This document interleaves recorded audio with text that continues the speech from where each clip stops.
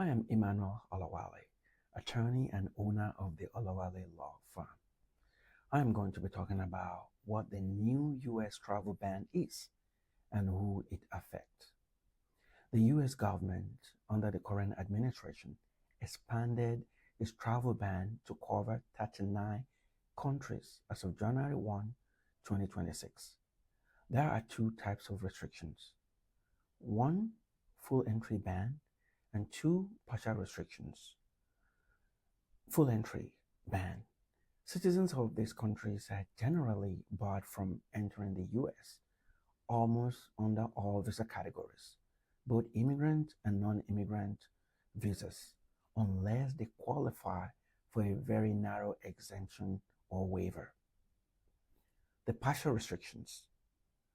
Citizens of countries that are partially restricted may be barred from coming with specific visas, especially visitors visas, student visas, exchange visitors visas, but they may still enter the US in other categories in some cases. Let's talk about countries with a full travel ban.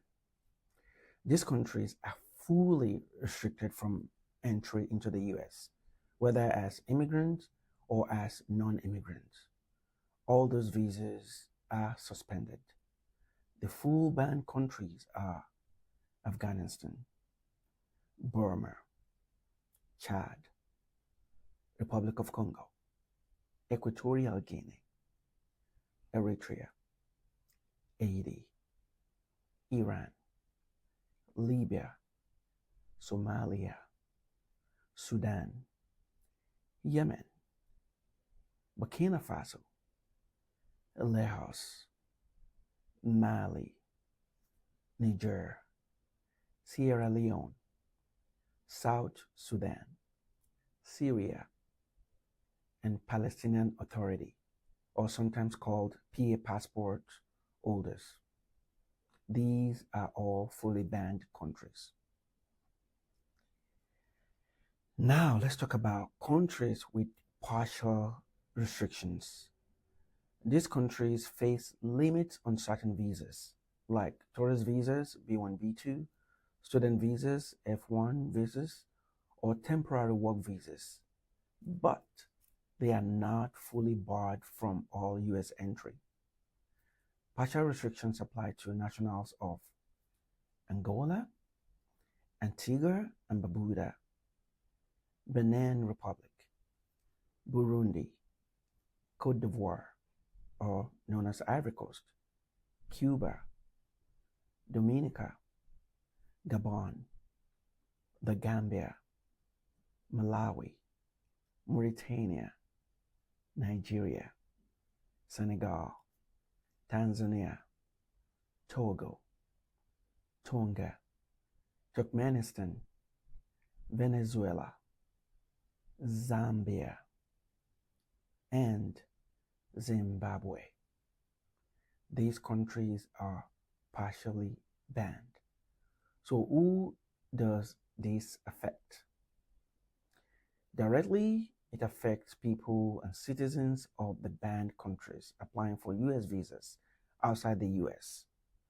Non-citizens from these countries trying to travel to the US for tourism, school, work, or just to immigrate, they can do that. People not automatically barred. Some exceptions apply to people like permanent residents, people who already have their green card, they are not barred. People with dual nationality, people with two different passports, maybe you're from Nigeria, you are also an American, you are not barred. Then there's some certain diplomats or official government travelers that are not barred. Also, people can show that they are valuable to the United States. They are not barred. And some people who are maybe diplomats are still obtain visas. However, many ordinary visas like tourist, student, temporary workers are suspended, or they're going to be much harder to get from nationals of these countries. So the US says the bans are about national security, screening weaknesses, and document fraud. Bans apply to both immigrant and non-immigrant visas, but the degree differs by country. The list may continue to change depending on diplomatic relations and security assessment. And now let's talk about how this might impact travel. People from fully banned countries generally cannot get US visas, whether it's tourist visas, student visas, work visas, or immigrant visas. So all pending application for green cards are kind of suspended. People from partially restricted countries may face more hurdles for visitors visas, student visas, and exchange visitors visas like J visas. And this will affect long-term planning, either for family reunification, school applications could be delayed, or even some of them may not even be able to enter. For more information, contact us at the Olawale Law Firm. Call the number 888-9-WIN-WIN. 888-9-WIN-WIN. 888-946-946. Thank you for watching.